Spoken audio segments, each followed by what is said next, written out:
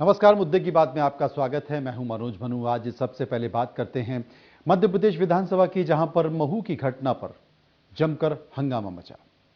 आखिर क्या है ये पूरा मामला, विस्तार से मैं आपको बताऊंगा। साथ ही हम चलेंगे मध्य प्रदेश के पड़ोसी राज्य महाराष्ट्र में, जहां के किसान अब मुंबई पहुंचकर सरकार को घेरने वाले। आगे बात होगी राहुल गांधी की, जो विदेश से वापस आ गए हैं। लेकिन सबसे पहले बात कर लेते हैं मध्य प्रदेश विधानसभा की, जहां पर महू की घटना को लेकर जमकर घमासान हुआ।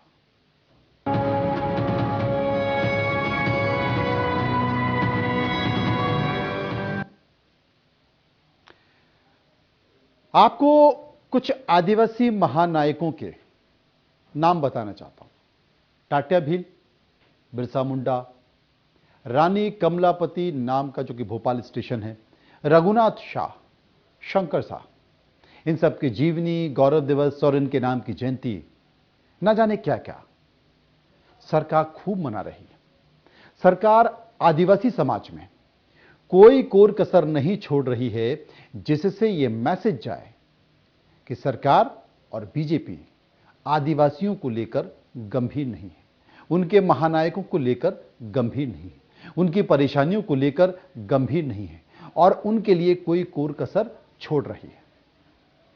आपने देखा भी होगा, तमाम सरकारी आयोजन हुए और राजभवन के राज्यपाल खुद आदिवासी मामलों के जितने भी चाहे वो योजनाएं हों या मैटर हों, उनकी खुद मॉनिटरिंग कर रहे हैं। राजभवन में इसका एक मॉनिटरिंग सेल भी है। जानते हैं ये सब क्यों है?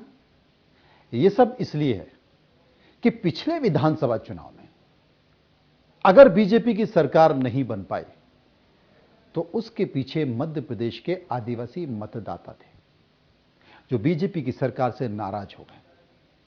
और नाराजगी यहां तक हुई कि मध्य प्रदेश की जो विधानसभा की आदिवासी बहुल्य सीटें हैं, वो कांग्रेस की झोली में चली गई और सरकार कांग्रेस की बन गई। अब विधानसभा चुनाव होने हैं और इस बात को लेकर सरकार परेशान है। इसलिए आदिवासी बेल्ट में आदिवासियों को, चाहे उनकी योजनाएं हो, उनके काम हो, उनसे जुड़े हुए लोग हों, उनके महानायक हों, उनके देवता हों, उन सब पर पार्टी और सरकार गौर कर रही है और उन्हें भरोसा जताने की कोशिश की जा रही है। आदिवासियों से जुड़ा हुआ एक बड़ा एक्ट, पेसा एक्ट, वो भी लागू कर दिया गया है। लेकिन कुछ घटनाएं हो जाती हैं और जब कुछ घटनाएं होती हैं तो पूरे किए कराए पर पानी फिर जाता है।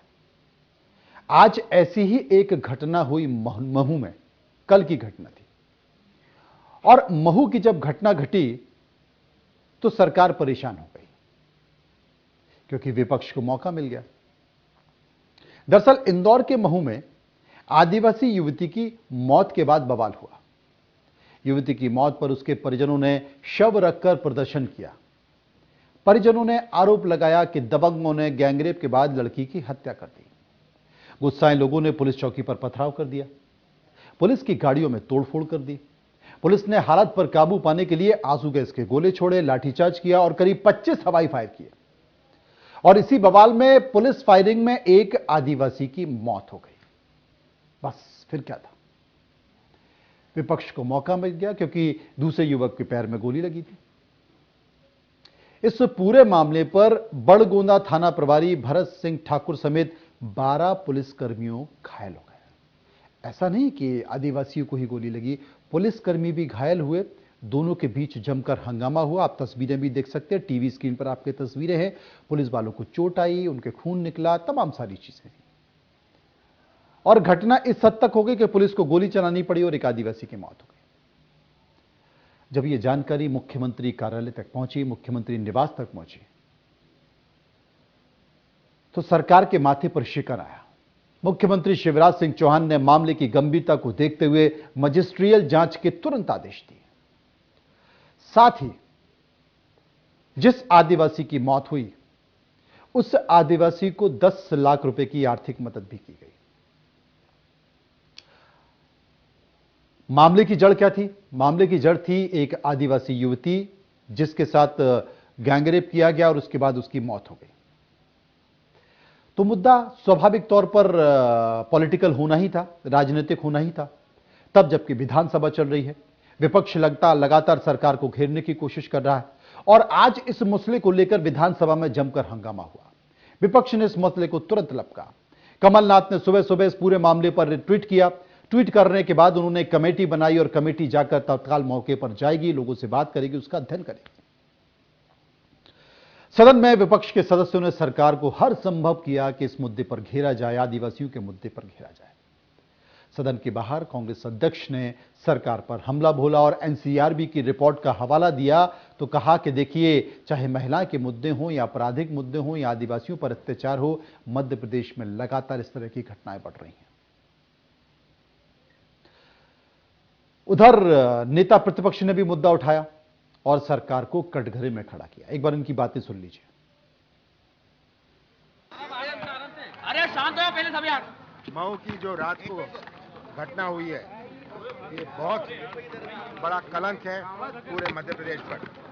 18 साल की ये भाजपा सरकार का हासिल ये है कि देश में मध्य प्रदेश को आदिवासी अत्याचार का मुकुट 13 बार मिला है और शेष 5 बार ही दूसरा नंबर में आए हैं। अब इनका पर्दाफाश हुआ है पूरे आदिवासी समाज में।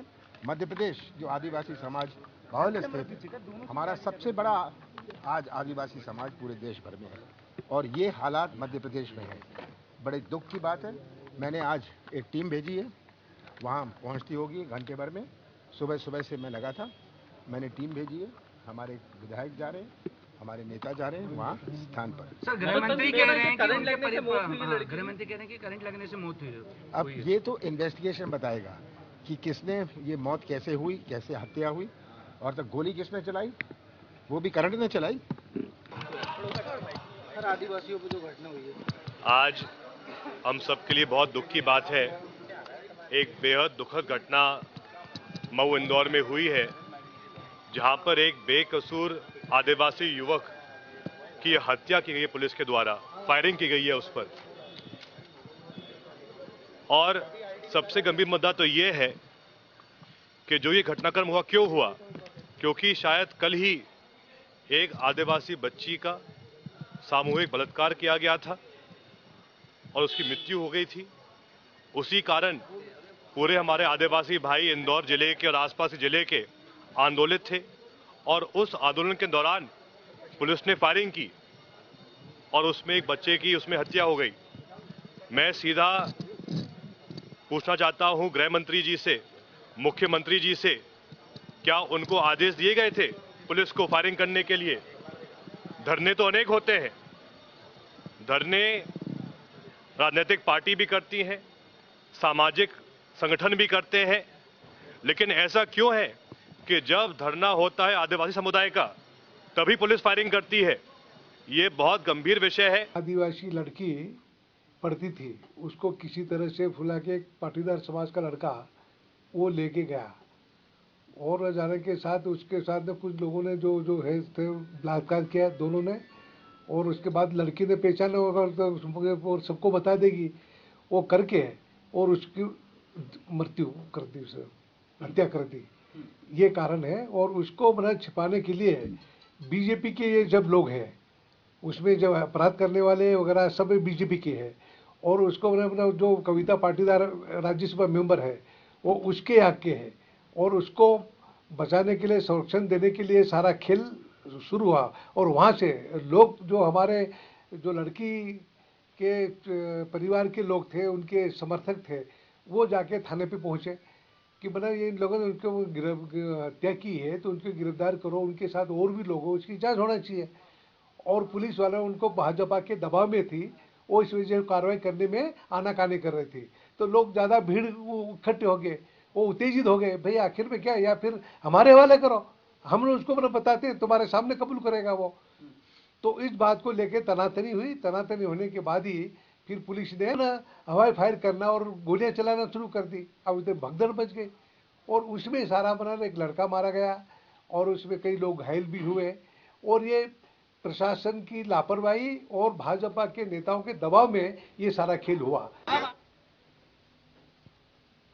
उधर विपक्ष के सवालों का जवाब देते हुए संसदीय कार्य मंत्री नरोत्तम मिश्रा ने शुरुआती जानकारी के बाद बताया कि युवती की मौत करंट से हुई है। पुलिस ने भीड़ से बचाव के लिए फायरिंग की है, इसमें युवक की जान चली गई। सुनिए दो मंत्रियों ने क्या कहा। क्योंकि कांग्रेस मौत पर रोटी सेकने का कांग्रेस का पुराना शगल रहा है। वहां जो परिवार के लोग कहते हैं, वो कहते हैं पानी गर्म करने के लिए जो रॉड डाली थी उससे करंट लगने से मौत हो गई है। दूसरा पक्ष है जो कल आंदोलनरत था, उनका कहना है कि हत्या की गई है। ये दो विषय हैं उसके अंदर, और उसके लिए फिर आक्रोशित होकर उन्होंने जाम किया था। फिर थाने में जब वो गिरफ्तार कर लिया था व्यक्ति इनके कहने पर, तो थाने से ये उसे छुड़ाना चाहते थे, ले जाना चाहते थे, और इस तरह से नारे के हम लोग आपस में न्याय करेंगे। फिर थाने में इन्होंने घेराव के साथ ही पथराव भी हुआ और काफी चोट भी आई। जो थाना प्रभारी था उसको रेफर इंदौर किया गया है। लगभग 13 लोग उसमें घायल हुए हैं, पुलिस के जवान 13 लोग घायल हुए हैं, पूरे के पूरे थाने के लोग घायल हुए हैं, जिनका इलाज चल रहा है। और बचाव में जो फायर हुआ उससे एक व्यक्ति की मौत हुई। माननीय मुख्यमंत्री जी ने घटना की मजिस्ट्रियल जांच के आदेश कर दिए हैं, और जांच में जो भी बिंदु आएगा, अभी उसकी फ्यूनरल की कार्रवाई बच्ची की हो गई है और दूसरी भी चला। ऐसा नहीं कि यहीं पे बनाई है कांग्रेस ने टीम। कांग्रेस ने जब भी कोई घटना इस तरह की होती है जिससे वो राजनीतिक लाभ लेना चाहते हैं, वो इस तरह का कृत्य करते रहते हैं। सवाल ये नहीं है, सवाल ये है कि बहुत दुखद घटना घटित हुई है, और इस दुखद घटना में, इस दुख की घड़ी में हम सबको साथ में ढाढ़स बनाना चाहिए। देखिए, मुख्यमंत्री गृह मंत्री जी ने कोई बड़ा मुआवजे का ऐलान नहीं किया। जो नियमानुसार 4 लाख रुपए मृतक को और जो घायल है उसको 2 लाख रुपए का जो प्रावधान है उसके अनुसार किया है। ये घटना दुखद घटना है, और दुखद घटना जिस प्रकार से हुई है, निश्चित रूप से गृह मंत्री जी ने उसकी घोषणा की, जांच की भी उसकी घोषणा की। कार्रवाई होगी जिम्मेदार लोगों पर। निश्चित रूप से जांच होती है तो कार्रवाई होगी। विपक्ष मांग कर रहा है कि, विपक्ष कह रहा है कि लापरवाही की गई। जो भी होगी, जिसकी लापरवाही होगी वो जांच में आएगा, और उसके आधार पर। गृह मंत्री ने कहा है कि 2 विषय हैं। एक विषय यह है कि करंट लगने से लड़की की मौत हुई है। दूसरा विषय है जो प्रदर्शन कर रहे लोग हैं, उनका कहना है कि रेप किया गया और उसके बाद हत्या की गई है। अब ये जांच का विषय है, जांच के तमाम पहलू, क्योंकि कांग्रेस की एक टीम भी गई है, प्रशासन ने भी अपनी एक रिपोर्ट तैयार की है। उसके बाद ये पता चलेगा कि आखिर क्या हुआ है, क्या नहीं हुआ, लड़की का पोस्टमार्टम होगा, तमाम बातें हैं। लेकिन जो शिक्षा मंत्री हैं उन्हें इस बात का ज्ञान ही नहीं कि 4 लाख नहीं, बल्कि जो मृतक है उसको 10 लाख रुपए दिए गए। शायद शिक्षा मंत्री अपनी जानकारी को सुधार लेंगे। लेकिन एक बड़ा सवाल है कि आने वाले समय में विधानसभा चुनाव है, आदिवासियों के मुद्दे को लेकर सरकार गंभीर है। विपक्ष भी जान रहा है कि अपनी जमीन को किस तरीके से बचाए रखना है।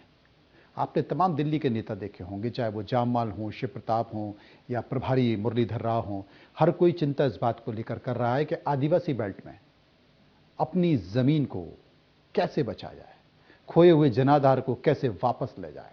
और इसका समीकरण आपको दिखेगा तब कुछ दिनों बाद जब केंद्र का मंत्रिमंडल विस्तार होगा।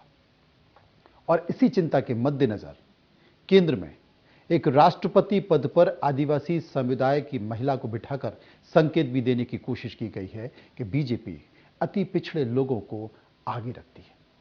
लेकिन यह कितना असर कर पाएगा तब जब इस तरह की घटनाएं मध्य प्रदेश में घटती रहेंगी और उनका असर होता रहेगा, और विपक्ष ये बताने की कोशिश करेगा कि देखिए जो कथनी है और करनी है उसमें कितना अंतर है।